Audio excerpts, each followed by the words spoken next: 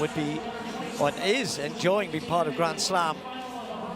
Sian Salmon, decent draw for her in 7 years. She was 6th in the hurdle event. Just need to judge this right, the athletes. I think Sydney will certainly be able to do that. Sydney McLaughlin-Levrone, done this so many times, such a great exponent over all the sprints, never mind with his hurdles in the way.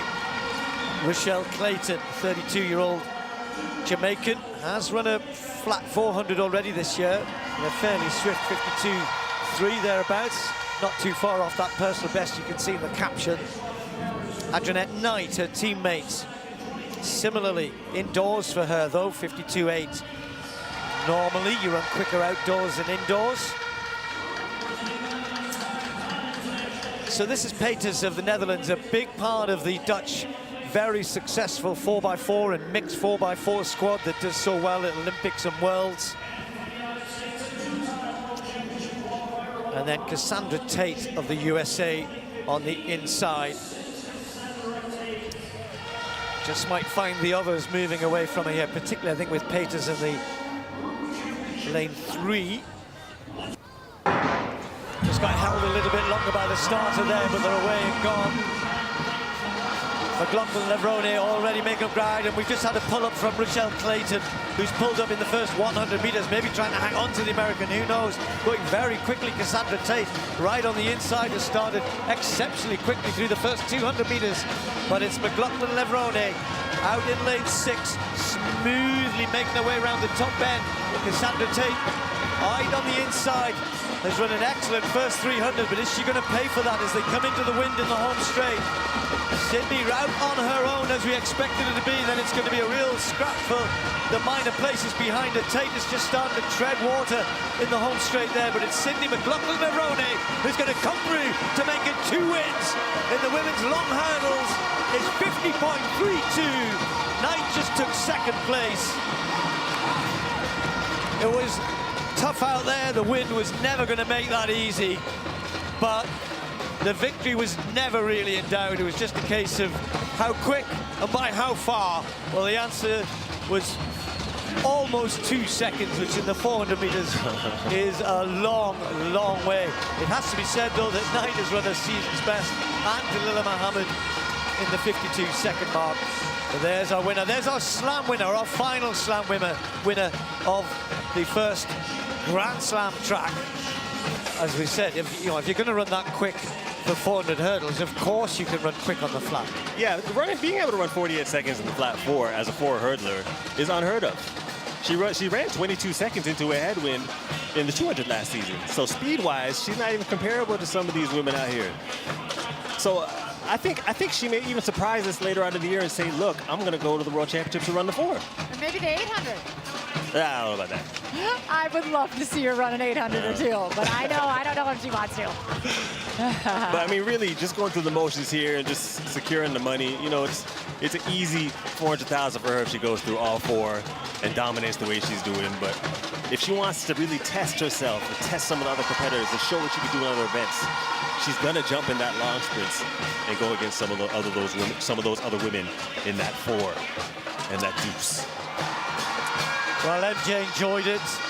You may hear the party's already started here in the stadium. There was a big win that Cassandra Tate went through the first 300 meters. She must have only been about 4 or 5 meters behind her, but look where she finished in the end. Sydney McLaughlin-Levrone delivered another unforgettable display of athletic brilliance, claiming a decisive win in the women's 400-meter hurdles at the Grand Slam track meet in Kingston. The 25-year-old phenom from the US followed her previous flat 400m victory with a scintillating return to her signature event, navigating the track in a stunning 50.32 seconds. Despite unfavorable wind conditions, her fluidity and control stood out, securing her 2nd win of the weekend and reasserting her place atop the global stage.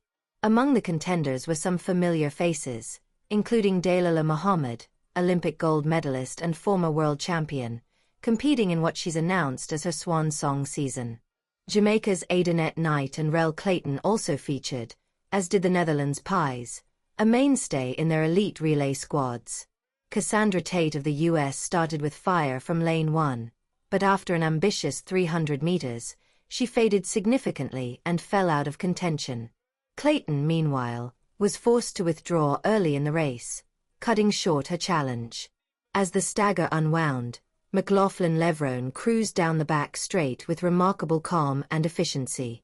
Her stride seemed effortless, her hurdling near mechanical in precision.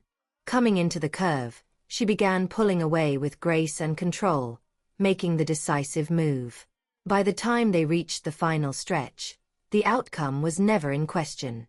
Knight held on for second, but Sydney was in a class of her own, untouched and unbothered. This win wasn't just another feather in her cap, it underscored her consistency and hinted at the legacy she continues to build. Winning by nearly 2 seconds in a 400-meter hurdles race is virtually unheard of. It's a margin that speaks volumes about her speed, strength, and flawless execution. Running regularly in the low 50s, she is venturing into territory long thought unreachable. Already the world record holder, her trajectory suggests she might shatter her own mark again. Her versatility is just as astounding. McLaughlin-Levrone has not only dipped under 49 seconds in the Open 400, but has also run an impressive 22-second 200m against headwinds. There's even talk of her stretching to the 800 meters in the future, a testament to her unique blend of speed and endurance. Whether or not she explores that path remains uncertain, but what is certain is this: she's redefining the standard for 400m hurdlers. This performance came during the inaugural Grand Slam track meet, an innovative new series spearheaded by Olympic icon Michael Johnson. Designed to offer athletes 4 high-profile opportunities per year, the format boasts prize money far exceeding traditional events. With her back-to-back triumphs in Kingston, Sydney collected a staggering $100,000, making a strong case for a more financially sustainable model in the sport. The Grand Slam isn't just about medals and money, it's about reshaping track and field for the modern era.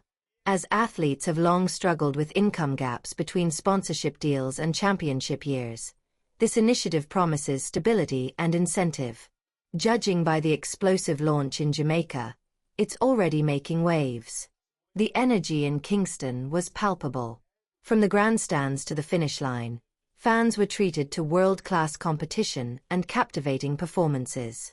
More than just a meet, it was an experience, one that proved athletics can be both thrilling and commercially viable when presented with vision and creativity. With future Grand Slam stops expected to travel the globe, this series could quickly become the premier showcase for sprinters, hurdlers, and distance stars alike.